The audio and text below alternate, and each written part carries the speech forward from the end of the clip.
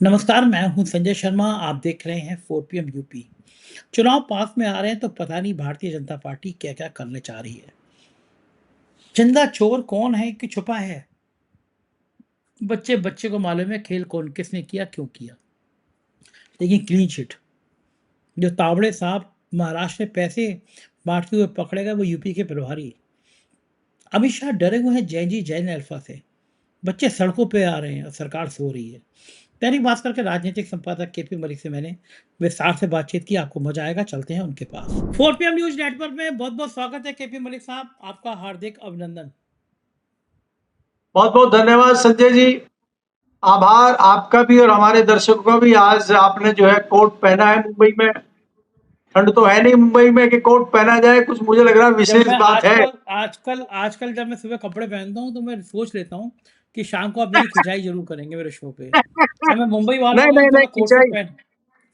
खिंचाई नहीं है। आपकी शर्ट भी जबरदस्त है और आप मुंबई में रहेंगे तो ये तो थोड़ा सा मुंबई में टशन और कपड़े तो चलते ही हैं। अगर वहाँ कपड़े आप नहीं पहनेंगे तो फिर आप फिल्मी दुनिया में कैसे टिकेंगे वहां पे। तो वहां सही तो है, जो और फिर दिखता भी है, दुनिया में सेंसर बोर्ड इन्हीं बातों के जो चक्कर में दिखता है सेंसर वही बोर्ड दिखता है। पिक्चर। सेंसर बोर्ड भी वही आता है, सेंसर बोर्ड भी वही आता है जहां उसको कुछ मामला दिखता है। नहीं तो 1000 लोग फिल्में बनाने जा रहे, सेंसर बोर्ड पूछता तक नहीं है जी। हमारी साइया पिक्चर को रोक के बैठ गए हैं रिव्यू कमेटी वाले। जारी नहीं होने देने, खैर मत होने दे, हम लड़ेंगे, कोर्ट में जाएंगे। बड़ा सवाल कुछ है। मुझे याद आ रहा है कि दीपिका पादुकोण की पिक्चर आई थी शाहरुख खान की, और बिकनी पहनी थी भगवे रंग की। और ऐसा ऐसा गदर कटा था आसाम के मुख्यमंत्री ने कि हम चलने नहीं देंगे, और जाने कहाँ कहाँ पूरी बीजेपी आ गई थी उतर के। और फिर असम के मुख्यमंत्री को समझ में आ गया कि अब मामला गड़बड़ा गया। समझ में कैसे आया? लोग बताते हैं कि दुबई के सबसे बड़े आदमी का फ़ोन प्राइम मिनिस्टर के पास में गया और इतना कहा कि शाहरुख मेरा दोस्त है। और इतनी बात एक लाइन कहने में प्रधानमंत्री जी को, हमारे विश्व गुरु को, समझ में आ गया खेल क्या है। उनके चहेते अंबानी अडानी का बहुत पैसा लगा है खाड़ी देशों में। लिहाजा आपको याद होगा प्रधानमंत्री जी ने कहा ऐसे कौन लोग हैं जो पिक्चरों के भी ऐसे कमेंट करते हैं और ये करते हैं वो करते हैं। तुरंत सबकी हवा खराब हो गई। रात के 2 बजे, शाहरुख खान भी कम नहीं है, रात के 2 बजे उन्होंने असम के मुख्यमंत्री को फ़ोन किया। अब मुख्यमंत्री को फ़ोन करोगे तो भाई लैंडलाइन पे करोगे या कुछ करोगे, कोई और उठाएगा। तुरंत लाइन पे आए मुख्यमंत्री और जी शाहरुख जी, और बिल्कुल आप पिक्चर लगाइए। और मज़े की बात ये है कि मुख्यमंत्री जी में इतनी कम अकल है कि सुबह उन्होंने खुद ट्वीट किया कि रात को 2 ढाई बजे शाहरुख खान का फ़ोन आया मेरे पास, और शाहरुख खान ने जो है वो ये कहा वो कहा, पिक्चर का हम स्वागत करते हैं। तो मैं ये सारी बातें इसलिए बता रहा हूँ कि खाड़ी देशों की ताकत कितनी है। नुपुर शर्मा का आपको याद होगा, एक और नवीन थे शायद, नफरती चिंटू, याद होगा उनको। उन्होंने जिंदल, पैगंबर साहब को, नवीन जिंदल। नवीन नहीं जिंदल नहीं, नवीन कुछ और नाम, नवीन जिंदल ही नहीं, कुछ और नाम है उसका, हाँ, उसने बीजेपी नवीन की जिंदल। अरे जिंदल ही अरे है। नवीन जिंदल दिखते हैं वो। तथाकथित पत्रकार रहे हैं पहले जी न्यूज हाँ में, हिसार हाँ के हैं हाँ वो, मैं बहुत अच्छी तरह जानता हूँ हाँ जी। तो जी। उन्होंने ट्वीट कर दिया था, पैगंबर साहब को कुछ कह दिया था, और मुस्लिम देशों की तीखी प्रतिक्रिया आई थी, और बहुत चेतावनी भरी प्रतिक्रिया आई थी, और सरकार के पसीने आ गए थे। नुपुर शर्मा और नवीन जी को एक लात मार के बाहर कर दिया गया पार्टी से। आज तक पार्टी में वापस नहीं लिया गया। मतलब ये मेरा कहने का, इतनी सारी कहानी बताने का मतलब ये है कि अगर आप किसी समुदाय विशेष के प्रति बहुत ज़्यादा हिंसात्मक बातें करोगे, पैगंबर साहब के लिए कुछ अभद्र बात करोगे, तो खाड़ी के देश इसको स्वीकार नहीं करेंगे। और खाड़ी के देश कितनी ताकत रखते हैं ये तो हम सब देखते हैं। हमारे प्रधानमंत्री जी अबू धाबी की मस्जिदों में घूमते फिरते हैं, तो समझ में आ जाता है कि यहाँ के बढ़िया मस्जिदों के नीचे मंदिर ढूंढें, लेकिन प्रधानमंत्री जी अबू धाबी में तो मस्जिद में जाके, मैं निकला अबू धाबी की मस्जिद से तो मैंने देखा मोदी जी का फोटो लगा है, वीडियो चल रहा है। मैं कह रही मैं आया, मोदी जी मुझसे पहले कब आ गए, मैं भूल गया था कि अबू धाबी में मस्जिद में भी गए हैं। तो मुझे लगा अच्छा नहीं मोदी जी संजय मस्जिद जी, में अच्छे लेकिन मैं नहीं, लेकिन संजय जी मैं डर गया था जैसे आपने शुरू किया कि दुबई रहे। से फोन आया, गल्फ कंट्री से फोन आया। और संजय जी भी दुबई वगैरह जाते रहते हैं, अभी ऑस्ट्रेलिया से आए हैं। तो क्या ऐसा ही फोन, कोई फोन आने वाला है क्या? और साइयां तभी वो रिलीज होगी वो और, वो वो, वो और दोहरे और दोहरे जोश के साथ आएगी क्या? ऐसा कुछ है क्या? मैं तो यही सोच रहा आपके हूँ कि आप इसीलिए आप इसीलिए भूमिका बना रहे हैं कि आप भी कोई लग रहा है फोन कराने वाले हैं, क्योंकि संबंध तो आपके भी है, बाहर आप आते जाते रहते हैं। तो ऐसा फोन मत करा देना कि मामला गंभीर हो जाए। फिल्म तो आपकी सुपरहिट हो गई है, इसमें तो कोई दो राय है नहीं। देखिए, ये तो हमने मलिक पिछले हफ्ते जब साहब। चर्चा की थी कि अगर अगर जो है नजर पड़ गई है क्रांतिकारियों की, मुंबई के क्रांतिकारी की, और फिल्म सेंसर बोर्ड की नजर पड़ गई है, तो फिल्म तो सुपर हिट है आपकी, वो कोई दिक्कत है नहीं। और मैं तो एग्जाम्पल भी दिया था कि यहाँ तो हमारी आदत है भारतीयों की कि अगर किसी चीज से उनको रोकोगे, वो करेंगे जरूर। अगर आप सिंपल तरीके से उनको बात करने, शायद वो ना माने। आप देखिए, चाहे जंतर मंतर हो, धर्मेंद्र प्रधान का इस्तीफा आराम से मांगा, नहीं दिया गया, देना पड़ा। वही रांची में आज हुआ कि सारी मांगे माननी पड़ी। तो यहाँ तो थोड़ा सा नहीं, नींबू को मलिक निचोड़ना साहब, पड़ता मलिक साहब, मलिक है। साहब, मैं कोई मेरी इतनी नहीं है कि मैं दुबई से फ़ोन करा पाऊँ। जान पहचान थोड़ी बहुत ज़रूर है। आज एक बहुत बड़े शख्स मिले थे और वाकई में मतलब आपके मुंह में घी शक्कर की। उन्होंने मुझे बताया कि दुबई के बहुत बड़ा आदमी जो इनका दोस्त है, उन्होंने मुझे आमंत्रित भी किया है अगले महीने कि वो मुझे दुबई बुलाएंगे और एक ब्रेकफास्ट पे मेरी उनसे मुलाकात भी होगी। तो ये बात तो ठीक है, लेकिन फ़ोन तो नहीं आ रहा। हमारे वकील हैदर भाई और तला साहब बैठ कर तैयारी कर रहे हैं। आज रात को मेरे ख्याल से 1 बज जाएगा। सेंसर बोर्ड को कानूनी नोटिस देने जा रहे हैं। हम भी कम योद्धा नहीं हैं। जब लड़ाई निकली है तो आगे तक लड़ाई जाएगी जाएगी और युद्ध तो करेंगे करेंगे। तो मैं बात ये कह रहा था कि जब ऐसा फ़ोन आया और खाड़ी देशों में रिएक्शन आया तो विश्व गुरु जी पसीने पसीने हो गए, वापस आ गए। लेकिन अब भूल जाते हैं वो। एक भारतीय जनता पार्टी की आईटी सेल के एक साहब सह संयोजक बनाए गए हैं। उन्होंने मोहम्मद साहब को लेके बहुत अभद्र टिप्पणी करी थी। और मजे की बात यह है कि सांपनाथ गए तो नागनाथ आ गए। अमित मालवीय नफरती चिंटू थे और पूरे देश में उन्होंने एक नफरत का माहौल तैयार किया था। ये बात अलग है कि कांग्रेस की सुप्रिया शीनेत और उनकी टीम ने उनकी ऐसी की तैसी करके रख दी थी। और जैन जी ने दिखा दिया था कि असली मास्टर तो वो ही हैं। इस चक्कर में कोई ना रहे, असली मास्टर जो हैं वो केवल और केवल वही हैं।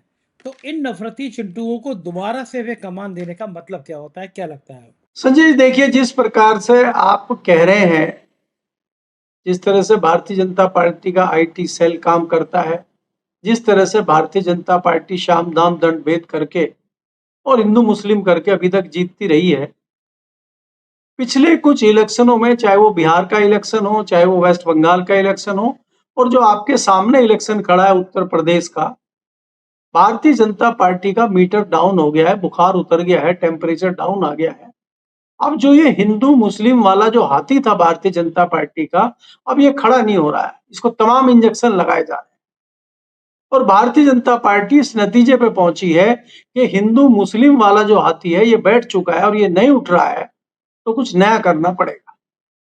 और नया करने के तहत ये भारतीय जनता पार्टी नया शगुफा लेके आई है उत्तर प्रदेश के लिए कि वहां पे महिलाओं को 40,000, 50,000, जो भी एक रकम है, फिक्स रकम, इस तरह से चुनाव के तत्काल पहले उनके खाते में डाली जाए, बिहार के पैटर्न पे। आपके पास वो बात अलहदा है कि स्कूल में देने के लिए आपके पास पैसा नहीं है, स्कूल की छत गिर रही है, बच्चे मर रहे हैं, बच्चे घायल हो रहे हैं, स्कूल में पीने का पानी नहीं है, स्कूल में शौचालय नहीं है, लड़कियां, छोटी छोटी बालिकाएं सड़कों पे बैठ के धरना दे रही हैं, लखनऊ को घेरा हुआ है।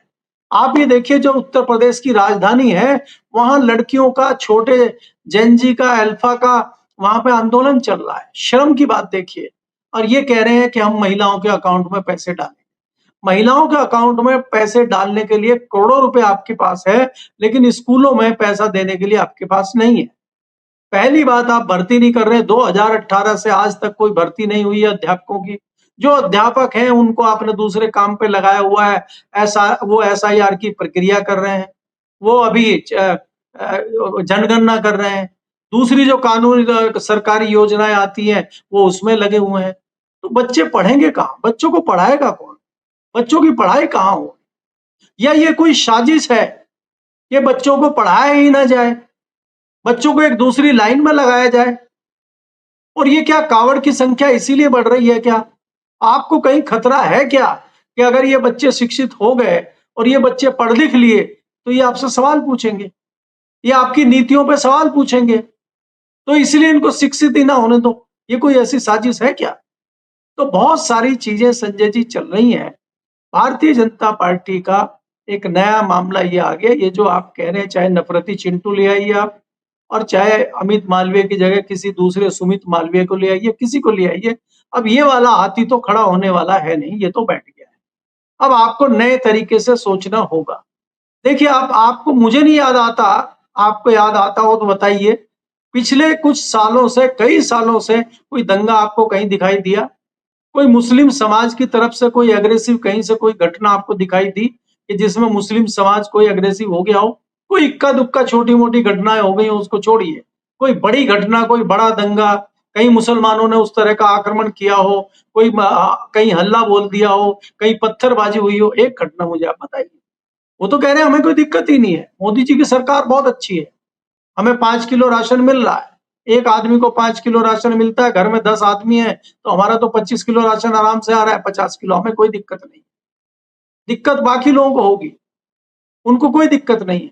और वो तो उनके तो रोजगार है जो भी है, चाहे वो पेंचर लगाएं, चाहे वो कारीगरी करें, चाहे वो बढ़ईगिरी करें, वो ईमानदारी से अपना काम कर रहे हैं। तो अब आप उनको नहीं भड़का सकते। इसलिए भारतीय जनता पार्टी अब नई कोशिशें ढूंढ रही है कि नया क्या किया जाए। लेकिन अब मुझे लग रहा है कि ये जो काट की हंडी थी हिंदू मुस्लिम वाली, वो चढ़ चुकी है और अब वो दोबारा चढ़ने लायक बची नहीं है।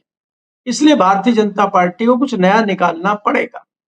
और अब दिए में तेल खत्म हो चुका है संजय जी, अब आप बाती बार बार जलाते रहिए और वो बुझती रहेगी। जब तेल ही नहीं बचा तो कितनी बार बाती को जलाएंगे। एक बात और है, लोग ये मान रहे हैं कि इस जैन जी के आंदोलन के बाद अमित शाह जी और मोदी जी की स्थिति खराब हुई, और खास तौर से अमित शाह की स्थिति का जिक्र लोग ज़्यादा कर रहे हैं कि पहली बार अमित शाह इतनी बुरी तरह फंसे हैं। आज तो खबर ये भी आई कि सुप्रीम कोर्ट में माना पुलिस ने कि जो सादा वर्दी में थे वो जवान दिल्ली पुलिस के थे। ऐसी कुछ जगह मैं सोशल मीडिया पर खबर देख रहा था। अगर ये खबर सही है तो उनकी गिरफ्तारी होना चाहिए। सादा वर्दी में हमारे बच्चों पे लाठियां लेकर मारना, लड़कियों के नाजुक और संवेदनशील अंगों पर डंडे से प्रहार करना, ये सब तो बहुत बीभत्स है। और मुझे लग रहा था कि सुप्रीम कोर्ट इन वीडियो को देखकर उनका टर्मिनेशन की और उन पुलिसकर्मियों की गिरफ्तारी के आदेश देगा। कम से कम एक कड़ा सबक मिलना चाहिए कि ऐसा कृत्य, नेताओं की चमचागिरी में कोई ऐसा कृत्य करता है तो उसको उसके अंजाम तक पहुंचाया जाना चाहिए। लेकिन ऐसा होता हुआ नजर नहीं आया। केपी मलिक जी, ये नफरत की आंधी कहाँ जाके रुकेगी? और शाह साहब क्या बुरी तरह घिर गए हैं? आपको लगता है कि इस बार मामला फंस गया? मानसून सत्र में जो हाल देखा हमने बड़े साहब का, छोटे साहब का, वो तो कम से कम यही इशारा कर रहा है। आपको क्या लगता है शाह साहब की स्ट्रेटेजी अब क्या है? संजय जी आप देखिए, लोग कहते थे नंबर 2 नंबर 1, मैं तो ये कहता हूं नंबर 2 नंबर कुछ नहीं है, जो अमित शाह कहते हैं वही सब कुछ है। लेकिन आजकल तो वो चीज दिखाई नहीं दे रही है। आप अगर 20 जुलाई से पहले का चेहरा अमित शाह का देखें और 20 जुलाई जो जंतर मंतर पे घटना हुई उसके बाद अमित शाह का चेहरा देखें, चाहे आप जो है जो जनगण मन हुआ था पहले दिन पार्लियामेंट में वो देखें, और उसके बाद जो वंदे मातरम हुआ उसमें बॉडी लैंग्वेज अमित शाह की देखें, तो आप खुद ही स्वतः अंदाजा लगा लेंगे क्या अमित शाह की क्या हालत है। दूसरी बात यह है कि जो मैं बार बार कह चुका हूं कि राहुल गांधी में जो जोश आया है, कहीं ना कहीं ऐसी चीज उनके हाथ लग गई है, ऐसे तथ्य उनके हाथ लग गए हैं जिसमें तथाकथित चाणक्य फंस गए हैं। और वो हम जैसा आदमी भी उसका अंदाजा इस तरीके से लगाता है कि जो आपने अभी जिक्र किया है कि दिल्ली पुलिस को आदेश किसने दिया, दिल्ली पुलिस में सादी वर्दी में कौन थे, धीरे धीरे चीजें खुल रही हैं। क्या ये अमित शाह का आदेश था? संभावना है कि आदेश था। और अगर आदेश नहीं था और आपके बिना आदेश के ये चीजें हुई हैं, तो डायरेक्ट दिल्ली पुलिस आपके कंट्रोल में आती है, तो आप इस लायक नहीं है कि आप गृह मंत्री रहें। तो दोनों परिस्थितियों में आपका इस्तीफा मांगने की प्रक्रिया लगातार चल रही है और उसी पे आपको जवाब देना है। और वो जवाब देने से बचने के लिए ही आपने बलि चढ़ा दिया पूरा मानसून सेशन। नहीं तो यहाँ तो संजय जी एक झटके में चीजें होती हैं, यहाँ किसी से पूछा थोड़ी जाता है। चाहे वो नोटबंदी हो, चाहे वो जीएसटी लाने की बात हो, चाहे ये हो कि आज जीएसटी का जश्न होगा, भारत देश को आजादी मिलेगी और रात के 12 बजे पार्लियामेंट शुरू होगी। यहाँ तो जो चाह रहे थे वो हो रहा था, अब थोड़ी हो रहा है। वाजपेयी जी का कोई अता पता ही नहीं था जब तक वो जिंदा रहे। अब वाजपेयी जी है नहीं इस दुनिया में और डाइवर्ट किया जा रहा वाजपेयी की मूर्तियों का अनावरण हो रहा है और वाजपेयी जी को जो है श्रद्धांजलि दी जा रही है और वाजपेयी हो रहा है। क्या ये कुछ बदलने का मामला है क्या? कुछ अपने तौर तरीके भारतीय जनता पार्टी बदल रही है क्या? अब क्या उनका सहारा लेगी क्या वाजपेयी जी का, या जो दूसरे भारतीय जनता पार्टी के लोग हैं? अडवाणी जी का इंतजार कर रहे हैं क्या? इनका सहारा बाद में लिया जाए, जब तक जिंदा है तब तक ना ले। भारतीय जनता पार्टी में जो बदलाव आ रहे हैं उसमें खाली अमित शाह की बॉडी लैंग्वेज नहीं, संजय जी प्रधानमंत्री की बॉडी लैंग्वेज भी देख सकते हैं। क्या लाल किले की प्राचीर से पिछले 12 भाषण आपने मोदी जी के देखे हैं? इनका जोशो खरोश देखा है क्या? इस तरह का जोशो खरोश इस बार दिखाई दिया है क्या? क्या हड़बड़ाहट आपने नहीं देखी है? उनके चेहरे की आपने भाव भंगिमा और उनका उतरा हुआ चेहरा आपने नहीं देखा है? तो ये सब बताता है कि भारतीय जनता पार्टी के जो 2 नेता थे उनका क्या हाल है। मुझे तो याद आता नहीं है, मैं तो इतनी बारीकी से दिल्ली में कवर करता हूँ, सारी मिनिस्ट्री को देखता हूँ कि आप एक मंत्रालय का नाम ले दें कि वहां पे जो है सब कुछ ठीक ठाक चल रहा और मंत्री अपने हिसाब से ले रहा। गडकरी का नाम लेते थे, लेकिन गडकरी का भी एक लिमिटेशन है, शिवराज चौहान का भी अपना एक लिमिटेशन है। आपको मालूम है एक आदेश आया था कि किसी भी नीति पे, किसी भी मंत्रालय की नीति पे कहीं भी कोई फोटो मंत्री का नहीं लगेगा, सिर्फ प्रधानमंत्री का फोटो लगेगा। कोई भी नीति में कोई निर्णय लेना है तो पहले पीएमओ से आदेश होगा। तो ये तो हालात है मंत्रियों के। तो अगर मंत्रियों के हालात थे तो आपको क्या लगेगा तीसरा आदमी कोई वहां पे इस तरह का दिख रहा है जो कुछ कर लेगा? तो इसलिए अभी ये सारी चीजें जो ये लोग थे उनके, ये सब बैक मार गए, अब कोई बचा नहीं। तो अमित शाह चौतरफा घिरे हुए हैं अभी और उनकी स्थिति बहुत खराब है। मैंने आपको पिछले प्रोग्राम में भी कहा था कि आने वाले समय में क्या कुछ हो जाए, कब हो जाए, कुछ नहीं पता है। अभी भारतीय जनता पार्टी में बहुत कुछ उठापटक चल रही है। अभी नए मंत्रिमंडल के विस्तार की भी चर्चा है। अब उसमें जिस तरह से आपने देखा है कि नई कमेटी बनी है, नितिन नवीन जी के नए राष्ट्रीय अध्यक्ष हैं, 5 बार के विधायक हैं, वहां से जीत के आए थे और दिल्ली आने के बाद, राष्ट्रीय अध्यक्ष बनने के बाद, दुनिया की सबसे बड़ी पार्टी के अध्यक्ष बनने के बाद, दुनिया के महामानव और सबसे बड़े प्रधानमंत्री के बॉस बनने के बावजूद अपनी विधानसभा की सीट किस प्रकार से वो हार गए वो भी आपके सामने है। तो इसी तरह की कार्यकारिणी जो इन्होंने बनाई है, इसी तरह का नया मंत्रिमंडल बहुत जल्दी देख सकते हैं आप कि उसमें भी कुछ रबर स्टैंप आ जाए। तो अभी बहुत कुछ उठापटक चल रही है, बहुत सारी चीजें चल रही हैं, बहुत जल्दी हमारे सामने चीजें आएंगी। जी। भगवान राम की नगरी अयोध्या, कहते थे कि उस दौर में कभी ताले नहीं लगते थे, कोई अपराध नहीं था, होना भी नहीं चाहिए, भगवान की नगरी है उसमें अपराध किस बात का। लेकिन इन भक्तों ने, गोबर भरे दिमाग में भक्तों ने भगवान की नगरी को लूटने में कोई कसर नहीं छोड़ी। एसआईटी रिपोर्ट में वही हुआ जो सब मान रहे थे। हमारे चंपत जी चंपत हो गए थे, लेकिन बाइज्जत है उनका नाम, अनिल मिश्रा का नाम नहीं है। ये सबको पता था यही होना है, कोई नई बात नहीं है। बच्चा बच्चा जानता है कि हिसाब किताब चंपत राय रख रहे थे, अनिल मिश्रा देख रहे थे, मंदिर की जमीन में घोटाला हो रहा था, नृपेंद्र मिश्रा दोषी थे, लेकिन सबको बचा दिया गया। यानी राम मंदिर के लुटेरों को एक तरह से क्लीन चिट दी गई। और अयोध्या में क्या क्या हो रहा है, जैसे आज एक खबर आई है, सचिन गुप्ता है ट्विटर पर, उन्होंने लिखा है कि फोटो लगाई है कि ये चारों अयोध्या पुलिस के जवान हैं। इन्होंने राजस्थान में सीकर को एक व्यक्ति को नोटिस दिया, पूछताछ के लिए उसे अयोध्या बुलाया है नोटिस में भी। उसका नाम बताया कि भाई तुम साइबर फ्रॉड के केस में शामिल हो, जेल भेजने की धमकी दी। उससे कहा कि तुम्हें बचना है तो 4 लाख रुपए दो। 2,80,000 रुपए में मामला डील हुआ। ये पैसा लेने चारों पुलिस वाले सीकर पहुंच गए कि पैसा मिलेगा, माल मिलेगा, अयोध्या से आए हैं। और राजस्थान पुलिस में पहली शिकायत कर दी गई थी, राजस्थान पुलिस ने चारों को अरेस्ट कर लिया। ये जेल है, यानी अयोध्या के चोर राजस्थान में पकड़े गए और जो बड़े चंदा चोर हैं उनको बचा लिया गया। क्या इस देश की भावनाएं अब आहत नहीं हो रही? खुलेआम चंदा चोरी के अभियुक्तों को बचाया जा रहा है, बच्चा बच्चा कह रहा है। जो तावड़े साहब महाराष्ट्र में पैसा लेट बांटते हुए पकड़े गए, जिनके वीडियो वायरल है, उनको यूपी का प्रभारी बना दिया गया। क्या सारे चोरों को चुनाव से पहले इकट्ठा किया जा रहा है? क्या उत्तर प्रदेश को चोरों के भरोसे, चंदा चोरों के भरोसे जीता जाएगा? खेल क्या है बीजेपी का? संजय जी देखिए, अगर आप राम मंदिर की बात करें, लोगों के मन में, हम जैसों के मन में भी अगाध श्रद्धा अयोध्या को लेके है, उस पवित्र भूमि को लेके है, उस पवित्र मंदिर को लेके है। और भगवान राम तो कण कण में है सबके, चाहे कोई कितना भी नास्तिक हो, कितना भी आस्तिक हो, कितना भी धार्मिक हो, भगवान राम का नाम लेता है। और मैं तो जिस भूमि से आता हूँ, पश्चिमी उत्तर प्रदेश की, वहां तो मुसलमान भी राम राम राम का नाम लेते हैं। हमारा तो उद्बोधन संबोधन ही राम के नाम से शुरू होता है। मुसलमान भी राम राम करते हैं। सुबह जैसे अपने घर से निकलते हैं, कोई खेत पे जा रहा है, कोई किसी काम पे जा रहा है, आपस में दो लोग मिलते हैं, राम राम भाई, राम राम। मुसलमान भी करता है। लेकिन जब पिछले 10 साल से ये कड़वाहट ऐसी बढ़ गई है, इस तरीके से ये हो गया कि जैसे इन्होंने वो भगवान राम को बांध लिया हो और ये कहा हो कि वो सिर्फ हमारे हैं और किसी के नहीं है।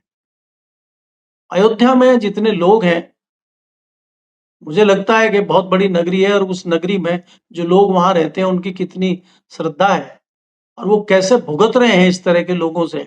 आप ये देखिए, उनको, जो स्थानीय लोग हैं, उनको कितनी दिक्कतें हैं और कितनी पीड़ा उनके मन में है जब वो ये चीजें देखते हैं, सुनते हैं। और उनकी तो आंखों के सामने होता है, लेकिन वो कुछ नहीं कर पाते। कई स्थानीय पत्रकारों से हमारी बातचीत हुई है, मुझे तो 1-2 बार ही मौका मिला है जाने का। स्थानीय लोगों से बातचीत हुई है, वहाँ के पत्रकार हैं, उनसे बातचीत हुई है, बहुत पीड़ा में है, बड़े दुखित रहते हैं। और उन्हीं पत्रकारों की वजह से ये हुआ है कि ये खुलासा भी हुआ है। लेकिन उनकी भी एक लिमिटेशन है, उनकी भी एक सीमाएँ हैं, क्योंकि ये लोग किसी भी हद तक जा सकते हैं। तो उन्होंने सहारा लिया दूसरे लोगों का, और ये इतना बड़ा खुलासा हुआ, और आज इसको दबा दिया गया। एक हिसाब से ये दबा दिया गया कि आप अगर क्लीन चिट दे रहे हैं चंपत राय को और अनिल मिश्रा को, क्लीन चिट दे रहे हैं, जो 2 मुख्य लोग थे यही। अभी मैं उन व्यक्ति का नाम भूल रहा हूँ, उन सज्जन का नाम भूल रहा हूँ, जो मंदिर में कार्यरत थे। वो कोषा जो कोष है, उस कोष में भी वो थे, हिसाब किताब देखते थे। और अभिषेक उपाध्याय के चैनल पे आके उन्होंने लंबा खुलासा किया था, और उन्होंने साफ कहा था कि एक एक चीज चंपत राय जी की जानकारी में थी, और हमने खुद उनको जानकारी उपलब्ध कराई थी। हमने खुद कहा था कि इस तरह की गड़बड़ियां हो रही हैं, और उन्होंने इग्नोर किया था, और बाद में मुझे ही निकाल दिया गया। तो इसका मतलब वो आदमी झूठ बोल रहा था। और जब उसने कहा एसआईटी से कि मेरे से पूछताछ करिए, मुझे रखिए, तो एसआईटी ने कह दिया जो आपके पास है हमें लिख के भेज दीजिए, मेल कर दीजिए। मेल कर दिया, कुछ नहीं हुआ। तो आप जो क्लीन चिट दे रहे हैं, क्लीन चिट देने वाले कौन है? क्लीन चिट देने वाले कोई वहां ऑस्ट्रेलिया की कोई एजेंसी थोड़ी आई थी। ये भारतीय जनता पार्टी की सरकार है उत्तर प्रदेश में, उसी के मातहत लोग थे जिन्होंने एसआईटी बनाई थी। जो एसआईटी में जो लोग थे उनके ऊपर खुद प्रश्न चिन्ह लगे हुए थे, उनके ऊपर तमाम सवाल उठे थे बीच में। वो खुद दागी लोग थे, तो ऐसे लोग क्या रिपोर्ट देंगे? अरे आप अगर बाहर से नहीं करा सकते थे, किसी रिटायर्ड जज से नहीं करा सकते थे, तो करा लेते किसी तमिलनाडु की पुलिस से जांच। आप किसी कर्नाटक की पुलिस से जांच करा लेते, कम से ये तो होता कि भाई किसी दूसरे स्टेट की पुलिस ने जांच की है, इसमें उत्तर प्रदेश का कोई लेना देना नहीं है। ये तो धोखा दिया गया है। और संजय जी, आप ये मत मानिए कि ये चीज करके आप बच जाएंगे, और जनता को ये सब दिखाई दे रहा है। मैं आपको बार बार कहता हूं, भगवान राम ने ही इनकी नाव चलाई थी, भारतीय जनता पार्टी की, और भगवान राम ही इनकी नाव में छेद करने का काम करेंगे, ये आप समझ। बिल्कुल, लग रहा है। और उत्तर प्रदेश की जनता इस बात को समझ चुकी है कि ये लोग कुछ भी कर सकते हैं। अगर भगवान राम के घर में चोरी कर सकते हैं, तो फिर ये कुछ भी कर सकते हैं। तो जनता तो बिल्कुल नाराज है, ठीक, बाकी ईश्वर मालिक है। बिल्कुल ठीक कह रहे हैं मलिक साहब। और जैन जी और जैन अल्फा का आंदोलन हर दिन बढ़ रहा है। आजमगढ़ में इंटर कॉलेज के छात्र छात्राएं सड़क पे बैठ गए। उन्होंने कहा कि कॉलेज में कई विषयों के टीचर नहीं हैं। उनका नारा था, बच्चे नारा लगा रहे थे, बिना केमिस्ट्री टीचर के हमारा भविष्य एसिड की तरह जल रहा है। कोई दिन ऐसा नहीं जा रहा जब बच्चों के सड़कों पे आके आंदोलन की खबरें नहीं आ रही हैं। और यही खबरें बड़े साहब का, छोटे साहब का तापमान बढ़ा रही हैं। ये वो बच्चे हैं जिन्हें चिंता नहीं है, इन्हें पता नहीं है कि मुकदमा क्या होता है या ताकत क्या होती है, पुलिस की गोली क्या होती है। सीना तान के खड़े हो जाते हैं, करो क्या करना है हमारा, लेकिन हम व्यवस्था बदलेंगे।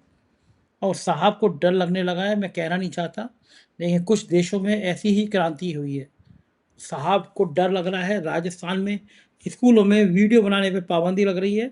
जितनी पाबंदी लगती है ताले उतनी टूटते हैं, ये इनको पता नहीं, तानाशाह को पता होता भी नहीं। आपको क्या लग रहा है? संजय जी, देखिए, अगर आप बात कर रहे हैं उत्तर प्रदेश में जैन अल्फा जिस तरह सड़कों पे है, उसी उसी राजस्थान की तर्ज पे बहुत जल्दी एक आदेश जारी होगा। क्योंकि आपको पता है कि राजस्थान की सरकार ने एक आदेश जारी किया है, और कोई छोटा मोटा आदेश नहीं है, पूरा एक पन्ने का आदेश है कि किसी भी स्कूल में किसी भी बाहरी व्यक्ति का प्रवेश वर्जित है। कोई भी व्यक्ति बिना अनुमति के अंदर नहीं आएगा, कोई वीडियोग्राफी नहीं करेगा, कोई पूछताछ नहीं करेगा, वो टॉयलेट में नहीं जाएगा, वो किसी कमरे में नहीं झांकेगा, कोई पर्दादारी नहीं करेगा। तो वहां पे इस तरह का बना दिया जैसे कोई किला आपने बना दिया हो स्कूल को। क्यों? इसका मतलब आप कोई चोरी कर रहे हैं अंदर, आप कोई गलत काम कर रहे हैं अंदर, तभी तो आप इतना छुपा रहे हैं। नहीं तो आपको क्या आवश्यकता है? इस तरह के प्रतिबंध लगाने का मतलब है कि आप चीज को ठीक नहीं करना चाहते, उसको छुपाना चाहते हैं। संजय जी, अगर किसी घर में कोई गलत काम हो रहा है तो आप खिड़की पे पर्दा लगा दीजिए, फिर दरवाजे पे पर्दा लगा दीजिए, फिर उधर कितने पर्दे लगाएंगे आप? कितने पर्दे लगाएंगे? और जब ये पर्दे खुलेंगे, जितने पर्दे खुलेंगे, तो अंदर की जो चोरी चकारी है वो सब बाहर आ जाएगी। तो तब आपका क्या हश्र होगा? देखिए, ये जैन जी पीछे हटने वाले अब है नहीं संजय जी। कितने ही आप आदेश लगा लीजिए, कितने ही ताले लगा लीजिए, कितने ही आप ऑर्डर दे लीजिए, इन ऑर्डरों का कोई मतलब नहीं है। ऑर्डर तो दिया था ना जंतर मंतर पे आपने, ऑर्डर तो वहां भी रांची में भी दिया था। क्या हुआ उस ऑर्डर का?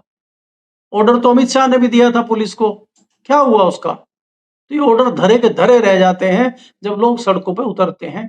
और सड़कों पे लोग उतर चुके हैं, सड़कों पे हमारे नौजवान उतर चुके हैं। और ये नौजवान नई पीढ़ी के हैं, इनके पास हथियार भी नया है। इनको बंदूक की जरूरत नहीं है, इनको कलम की भी जरूरत नहीं है संजय जी। ये तो हम जैसे लोग थे जो साला कलम घिस रहे थे और लिख रहे थे, 4 पन्ने लिखने में हाथ दुखने लगते थे। ये तो मुंह से बोलते टाइप होता जाता है, मुंह से बोलते टाइप होता जाता है। और अब जितनी चीजें आ गई हैं, आप जो ये चैट जीपीटी और दूसरी कर रहे हैं, पूरा भी नहीं लिखने की जरूरत है इनको। ये उसको आदेश देते हैं कि चैट जीपीटी मुझे इस सब्जेक्ट की डिटेल दीजिए फटाफट, और अलग अलग 4 एंगल बनाइए, और इसका ये बताइए वो बताइए, और खटाक से 1 मिनट में रिपोर्ट आ जाती है। हम तो हैरान है इनको देख के। तो ये तो किसी सब्जेक्ट में पीछे है ही नहीं। तो क्या उनका ये मुकाबला कर पाएंगे जो महान मूर्तियां बैठी हैं भारतीय जनता पार्टी के शासन में?